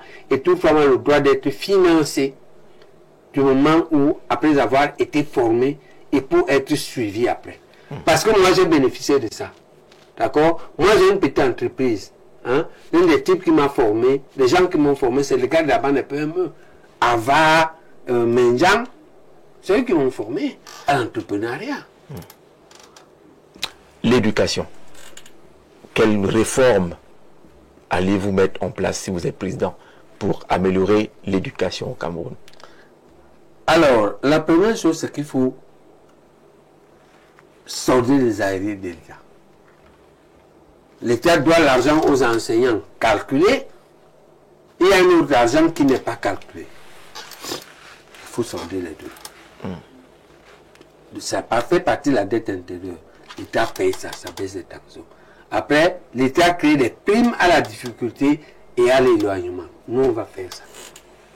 Avec l'enseignant qui est à Molundu, par exemple, a une prime à l'éloignement. Mais Jean-Jacques, pourquoi tu veux le payer comme celui qui est à Yaoundé, qui non seulement ne fait pas la distance, non seulement a l'électricité, non seulement il a les vacations à vote. D'accord? L'autre n'a pas tout ça, il a fait quoi? Moi j'ai vécu ça à Kolfata. Cette injustice-là. Mais simplement, j'ai retourné ça en opportunité. Parce que quand je suis revenu de là, quand on m'a affecté, on m'a envoyé un homme. Quand je suis revenu, quand je fais le concours de spécialisation ici, j'étais le premier 100 secondes. En réalité, je travaillais et je préparais mes concours. Donc, vous commencez par régler toutes ces dettes-là. L'État règle les dettes, l'État donne les primes sur le rendement et sur l'éloignement. D'accord? Et puis, on normalise les ratios. Il faut un ratio national des effectifs dans les salles de classe. Il faut un ratio national des heures de cours. On sait qu'un professeur a un devoir de 18 heures, d'accord. Après 18 heures, il faut qu'on le paye. Ok? Et le même professeur pas enseignant bien merci, et enseigner là-bas. Là où il a beaucoup, hein. Si il enseigne plus, on paye plus. Mais si il enseigne uniquement les sociales de base. Ok? Mais il faut aussi qu'on sache que la classe de terminale a... Moi, j'ai fait une classe de terminale C qui avait 17 élèves, hein, maximum. Hein. Ok? Ma fille est en terminale, ils sont 30, 29. C'est encore acceptable. Oui. Il y a des classes. C'est ça le bon ratio. Oui. C'est un très bon collège privé. Ok? Et puis c'est comme ça. Mais maintenant, les contenus des enseignements. Aujourd'hui, on est dans un milieu... C'est pourquoi je parle de normalisation. Oui. Maintenant, pas apporter des compléments. Mais il ne faut pas qu'on retourne les classes de 150. Et il faut les infrastructures qui absorbent le surplus. Les infrastructures ou l'organisation qui absorbe le surplus. En réalité, on va régler tout ça dans les états généraux après avoir apaisé les enseignants en soldant leurs arriérés. On organise les états généraux. Alors, les états généraux qui ont déjà eu lieu avec ceux qui sont là, ne parle pas le bloc de régime. Voilà. Ne parle pas du bloc de Ils sont arrivés jusqu'à décider la suspension ou la suppression du probatoire qui existe toujours. On a annoncé la professionnalisation des enseignements. Aujourd'hui, est-ce qu'on peut être un pays où l'enseignement est déjà professionnalisé au niveau du secondaire? Jean-Jacques, quand moi j'étais au secondaire, c'était plutôt très agréable. On avait l'avenir, était certain. On choisissait ce qu'on va devenir. Mais on avait des enseignants engagés et on avait des ratios respectés. Moi, j'ai fait le premier cycle, on dit 48 en classe au collège Saint-Michel. Jusqu'en 3e, c'était le chiffre. Là, c'est pour ceux qui ont de l'argent, qui vont dans les collèges privés. Mais l'État subventionne. L'enseignement, jusqu'à un certain niveau, doit être gratuit. Un État qui ne peut pas donner un minimum d'éducation à tout le monde n'est pas un État. D'accord? C'est à nous de fixer ce niveau. C'est-à-dire que les standards aujourd'hui, c'est les 8 premières années. Et le premier, c'est qu'à 8 ans. Et si tu regardes bien Jacques Janzé, tu verras que tous les cadres, quand vous êtes entré jusqu'à du coup moins 2, puis vous êtes allé en 6e, en réalité, les gens qui ont raté l'entrée de la 4e à la 3e n'ont jamais réussi leur vie. En réalité, ils sont intellectuellement, biologiquement limités. On ne dit pas qu'il faut les jeter dehors, mais il faut les orienter vers les métiers. C'est ceux qui sont capables de franchir la 4e qui doivent aller loin. Il vaut donc mieux faire un cycle primaire qui a 8 ou 9 ans. Et à partir de là, on sort de là, on va apprendre un métier, ou bien on continue les études longues pour devenir un cadre. C'est là qu'on devient journaliste, avocat, médecin. Parce qu'intellectuellement, on peut répondre. Parce qu'en terminale, il faut que tu étudies Nietzsche. Tu as lu Nietzsche, tu connais Nietzsche? Quelques citations. Nietzsche est trop dur. D'accord? Il faut que tu lises Kant. Que tu comprennes, il faut que tu fasses les exponentielles et les logarithmes. Naturellement. D'accord? Que tu fasses la trigonométrie. Si tu ne peux pas faire ça, la tête ne répond pas. C'est comme Dieu t'a créé petit, non? On a dit que tu sois un bon taximan. D'accord? Et rendons la vie de taximan, la carrière de taximan digne. Respectons-le. D'accord? Parce que les doigts de la main ne se suffisent pas. C'est Dieu qui a fait ça. Ok? Mais tous sont utiles. Même s'ils n'ont pas la mais tout le monde est utile. Oui. Tout le monde est égal devant la loi. Tout le monde doit être respecté. D'accord. Les questions de formation et d'emploi. Le chômage est encore endémique dans nos pays, particulièrement dans le Cameroun. La baguette magique, vous l'avez? Comment on fait pour régler les questions d'emploi? À court terme, on va trouver les Camerounais, la jeunesse, là où elle est, là, elle se débrouille. On les aide là et on lui explique. Il faut parler avec lui, lui expliquer qu'il n'y a pas d'emploi parce que nous n'avons pas des entreprises. Mais il faut qu'on l'écrit pour les générations futures. Simplement, maintenant, on va t'aider dans ta débrouillardise. Tu fais la moto, on t'ouvre un compte, on te forme sur la gestion de l'argent que tu gagnes et on te renforce. On dit que si tu as le potentiel, tu pourras devenir un propriétaire gestionnaire des motos. Taximan, tu pourras devenir un propriétaire de plusieurs taxis. Maintenant, ça dépend de ta discipline d'apprentissage. la banque t'accompagne. D'accord? Mais gère aussi bien personnellement ton argent. C'est important. Ne bois pas comme un fou. Ne donne pas tout aux filles du bar. Pour dire que c'est pour dire comme tout qu'on fait ça. D'accord? Parce que tu as une part de responsabilité. Ok? On est un pays qui a trop de potentiel. En réalité, il y a quelque chose à faire pour tout le monde. Notre problème, c'est que les 70 ans de colonialisme n'ont pas créé les grandes entreprises. Ou en tout cas pas suffisamment. Conséquence, on a 20% de Camerounais qu'on emploie. 80% sont dans la débrouillardise. Donc nous, on va soutenir la débrouillardise. La soutenir, former les débrouillards, les financer, les suivre. Ok? À travers la banque des PME, à travers aussi les institutions politiques, on leur apprend la vie. C'est là où on leur apprend que on n'a pas dit de ne pas boire la bière. Mais boire une demi-bière, ça va. Une bière. Mais tu ne peux pas entrer dans le concours de bière. Parce que c'est là que ton argent finit. Pourquoi tu fais le concours? Laisse le peu que tu peux boire, non? On termine par une question que vous maîtrisez. La réforme de l'université. Ça vous intéresse, l'université telle qu'elle est aujourd'hui, ou il y a quelque chose que vous pourriez changer? Non. L'université telle qu'elle est aujourd'hui, vous voulez, est-ce qu'on peut parler de ça sans parler de femmes? Tu veux que je parle de femmes encore? Non, parler de l'université. C'est difficile. Il incarne l'université depuis 20 ans. C'est lui qui a tout pourri. L'université est pourrie? Donc, oui, l'université camerounaise est pourrie. Tu n'as pas vu Fano organiser la tricherie au dernier Cameroun? Lui, il organise la tricherie. Ils ont justifié que ce n'est pas la faute à notre système ou à fameux, pour parler du ministre. Qui a signé les faux? Il y a eu des longues explications. C'est lui et Zine qui ont signé les faux dossiers. Le ministre organise lui-même la tricherie. Qu'est-ce qui peut fondamentalement changer? L'homme d'abord, les hommes. L'homme fameux. Mais si vous êtes président, il ne sera plus là. Il n'est plus là, qu'est-ce que vous changez donc? S'il n'est pas, je ne sais pas où il serait, il va fuir le pays. Et c'est la Premier ministre dans tous les cas. Le Cameroun compte, voilà, on va terminer l'émission. Merci de nous accorder cette minute supplémentaire. Le Cameroun compte 11 universités d'État, pléthore d'universités, des instituts privés. Est-ce que l'offre en termes de formation au niveau étatique ou au niveau privé vous satisfait, vous? Jean-Jacques Zé, le problème fondamental des universités, c'est qu'il faut travailler en amont l'éducation secondaire. Apprendre aux Camerounais eux-mêmes que tu n'as pas les capacités intellectuelles pour faire les mathématiques supérieures et les humanités kantiennes et nietzschéennes. Tu comprends ce que je dis? Arrête-toi ici, voilà ce que tu peux faire là. Oui. Ne continue pas. Mais il y a une passerelle pour aller apprendre un bon métier. D'accord? Du coup, les universités... c'est un fourre-tout aujourd'hui, tout le monde y va. C'est un fourre-tout puisque le bac est nul.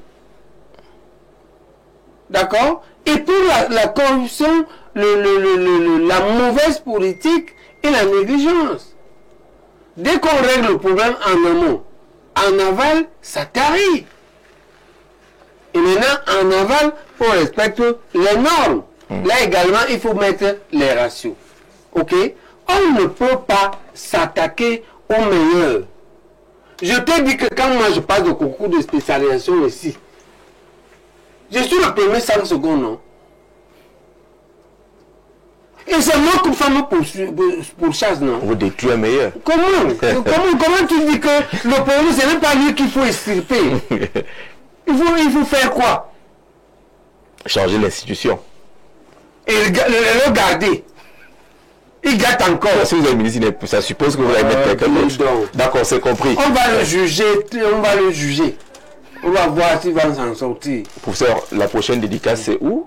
Le livre? Le c'est quoi? Non, j'ai du mal. Il est très combattu. Et les gens, je crois qu'il est très combattu. On annule toutes les réservations que je fais.